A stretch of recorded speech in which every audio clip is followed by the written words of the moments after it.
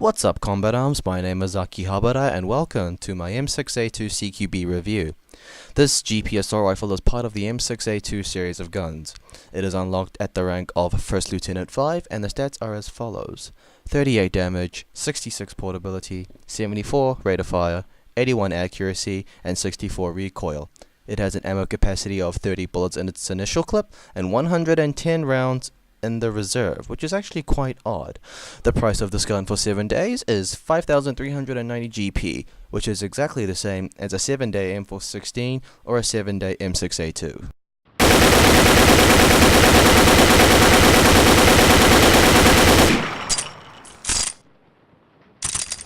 As you may have already noticed, the M6A2 CQB looks like a reskin of the M416 CQB, so let's compare these two guns. The M6A2 CQB has 1 point lower damage, 1 point higher accuracy, and 1 point higher recoil compared to the M416 CQB.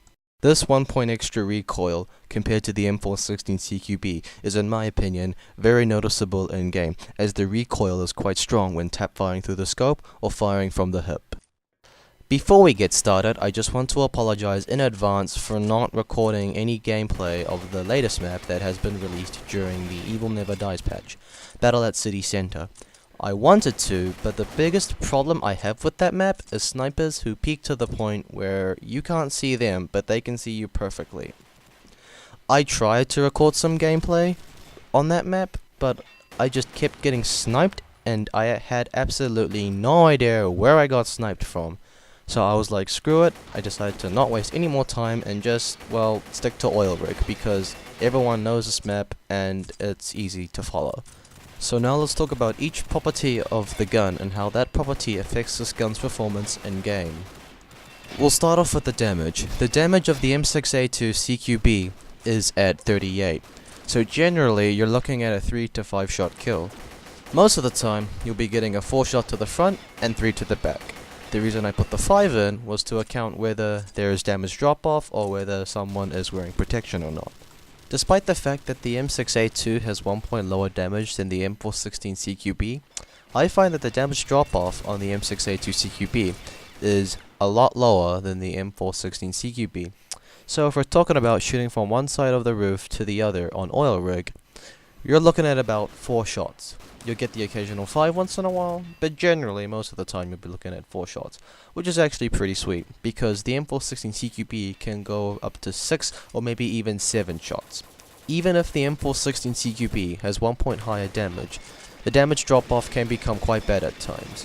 Nevertheless though, the M6A2 CQB is a consistent 4 shot kill at almost any range, well maybe except from one side of kill creek to the other, but you'll be sniping anyway. Next up on the list is the portability. The portability on the M6A2 CQB is 66, the same as the M416 CQB and 4 points higher than the normal GP M6A2. Comparing this to other assault rifles, this is more on the light side. Most of the time I don't find the M6A2 CQB to weigh me down too much. However though, if portability is a concern of yours, you can always compensate by wearing speed gear. As the portability is the same between the M6A2 CQB and the M416 CQB, portability is not something that's really major. Now let's talk about the rate of fire. The rate of fire of the M6A2 CQB is at 74, the same as the M416 CQB and the GP M6A2. Comparing this to other assault rifles such as the G36C and the AK-47, this gun fires a lot faster than those two guns, which makes it quite formidable in close quarters combat.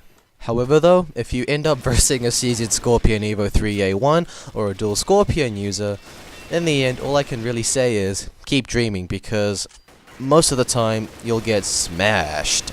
No joke. Now let's talk about the accuracy. The accuracy on the M6A2 CQB is 81, which is the same as the GP M6A2 and 1 point higher than the M416 CQB.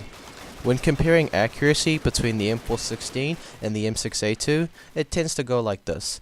The M416, pretty much you're sacrificing accuracy for reduced recoil, while the M6A2, you're getting more recoil for more accuracy. I can definitely say that this gun's pretty accurate, because as you can see here, I managed to pick off his head and the guy behind him.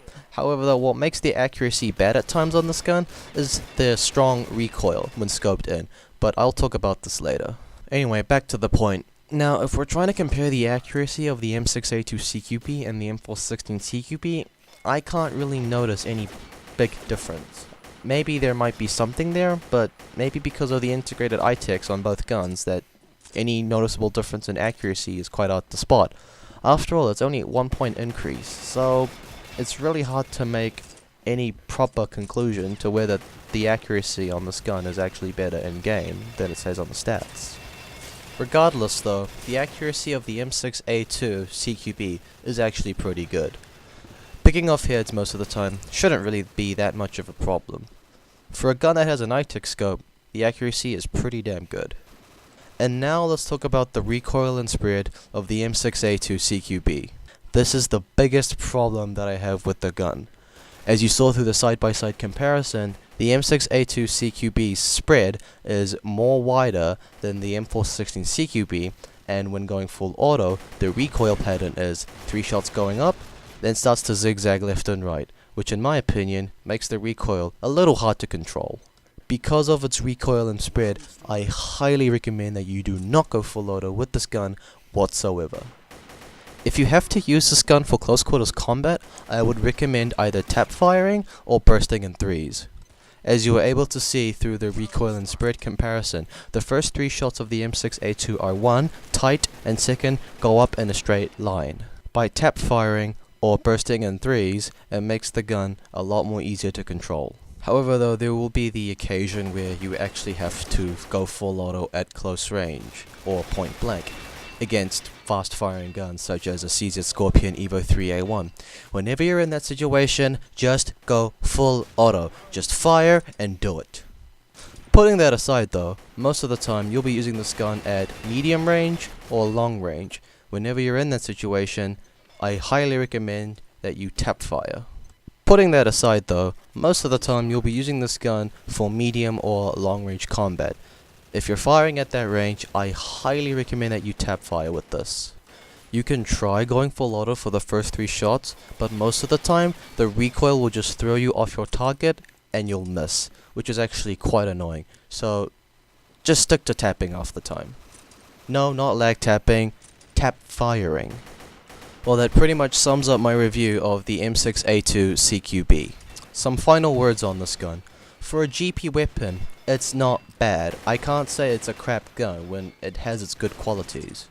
However, when I'm comparing this gun to other assault rifles such as the M416 or the M6A2, I feel that this gun is outclassed by those two guns. Probably because for 2 reasons. One, the M6A2 and the M416 can both be customized, and second, the M416 GP has lower recoil than this in my opinion, and better spread. For those people who were expecting the M6A2 CQB to be the GP version of the M416 CQB are probably going to be disappointed, because in my opinion, the M6A2 CQB is nothing like the M416 CQB. However though, for a GP reskin of the M416 CQB, this gun will probably become popular mostly because of its looks. However though, this is not an M416 in any way. Some people may argue that this is exactly like an M416 CQB, but in my opinion, after using this and after actually comparing the two guns, I can't really say that this is an M416 CQB. I'm sorry if I actually disappointed you guys, but that's just my opinion. However though, if you do find yourself enjoying this gun, then by all means, go ahead and use it. If you like it for what it is, how it looks, how it works, then that's fine. But my review is just here to tell you what I think of the gun, and personally, it's not an M416 CQB, but it's still a great gun. My final rating for this gun is a 7.5 out of 10. The reason that I didn't give it a lower score was that the recoil and spread problem can easily be fixed by tap firing or bursting. The reason it's not an 8 or higher is because that this gun is not an M416 CQB. And now it's time to wrap things up. This is actually the first proper review that I have made, so I hope you guys found it both useful and enjoyable. So if you enjoyed the video, please give it a like and comment below telling me what you think of the gun. If you really enjoyed this video, you can always give it a favorite, and if you want to see more videos from me in the future, you can always subscribe. To finish things off, my name is Akihabara, thank you for watching, and hopefully I'll see you guys in the near future.